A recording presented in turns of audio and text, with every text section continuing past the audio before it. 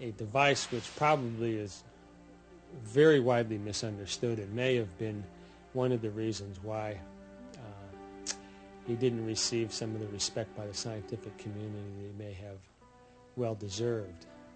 I think today a lot of people think of a death ray as a phaser or some esoteric type device you might see on a science fiction movie. It's a plane! It's Superman!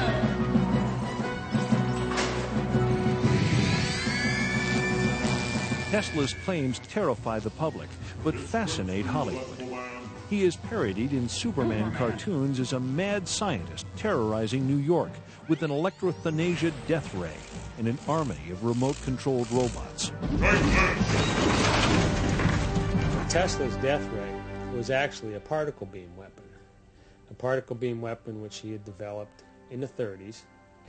It was based on the principle of electrostatic acceleration of minute particles of charge, similar to work being done by the Department of Defense. The basic concept is that you take a particle, a micro projectile it's called, and through the use of high voltage, you accelerate it to great velocities. The velocity being very high, the particle doesn't have to be very big to do a lot of damage. If you get a stream of these things being accelerated and projected, you will do substantial damage. You'll be able to knock down a missile in space, for instance. With only 12 such plants strategically placed around the United States, Tesla claims his Teleforce can be used to keep the United States safe from all foes.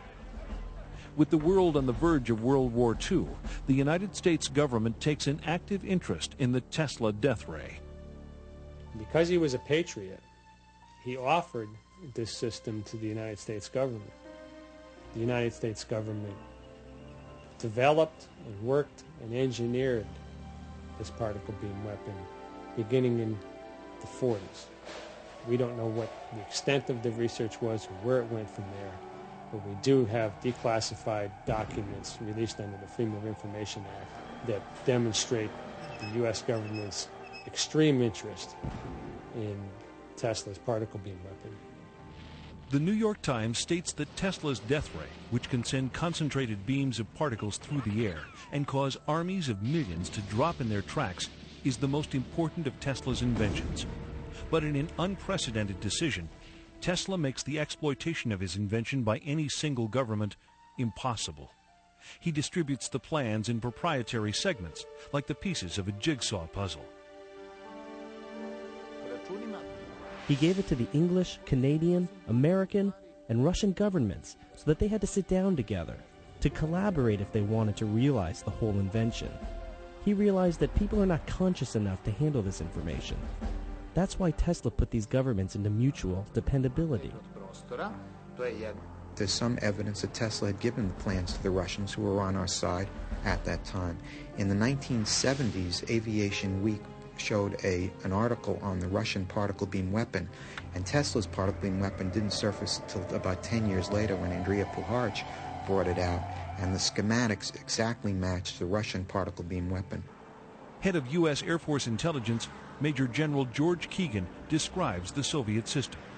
And what comes out of the end of this little magnetic tube are pulsed proton beams, 100 billion electron volts, each at energy levels at 10 to the 10 joules. That's just simply more energy than any man has ever conceived of in the United States. And then you have to bend that beam, and you have to burn it through the atmosphere, and you have to find an object to aim it at. Nikola Tesla sent a proposal to Russian scientists and engineers on May 16, 1935, concerning high voltage and the acceleration of charged particles.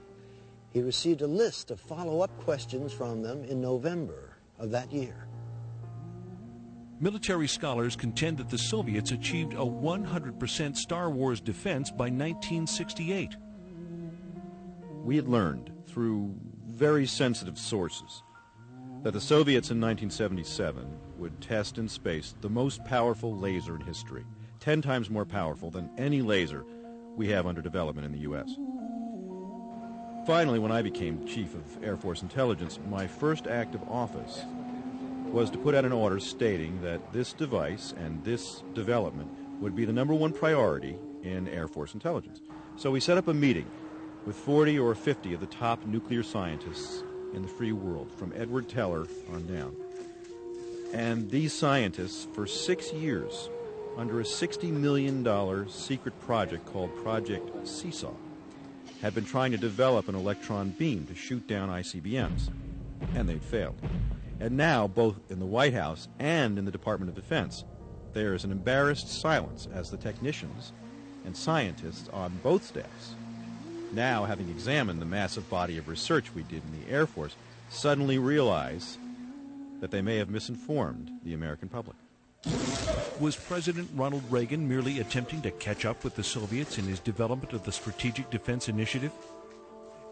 All we can do is make sure that technology becomes the ally and protector of peace, that we build better shields rather than sharper and more deadly swords. In so doing, maybe we can help to bring an end to the brutal legacy of modern warfare. As a result of America's delays in weaponry development, Tesla's discoveries are only now, nearly 100 years later, being adapted for both offensive and defensive purposes. The latest development? Space-based particle beam satellites. The paper which showed the technology to make the anti-war machine was eventually published in the proceedings of the International Tesla Society. So it's in the public domain now, how to do it. And what is uncanny is that when one knows today's Star Wars program and the beam weaponry that has been selected, it is almost identical to what was proposed by Tesla. At the time that I came across the documents, I took it to experts in the aerospace field and asked them to look at his technique for generating high voltages. At the time, the aerospace firm I was working with was working on particle beam technology, and they had a study group that was working on proposals to give to the government on directed energy weapons. I gave that proposal to the Advanced Projects Research Team and asked them to consider it. The only word that I ever got back from them was that they said it was interesting, and they would say no more. Tesla certainly spoke of a very large series of very powerful weapons. I think that's a reasonable thing, and let's approach it this way. Certainly I'm on record as saying the weapons exist and that several nations have weaponized them. We know that the Russians very early on were interested in things like free energy right out of the vacuum, and they were interested in weapons. What became of Tesla's weapon? It's never been heard from since. It may be something that's in a closet somewhere. It may be something that's used. It may be in orbit. We don't know. There is no question today that the Soviet Union has these weapons.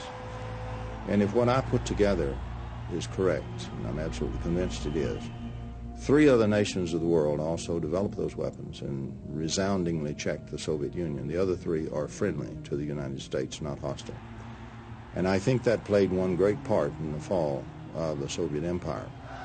3 other nations today are indeed working on what I call the Tesla weapons, or really scalar electromagnetic weapons. And these nations are not really friendly to the U.S. at all. So it's a much more dangerous world that has emerged.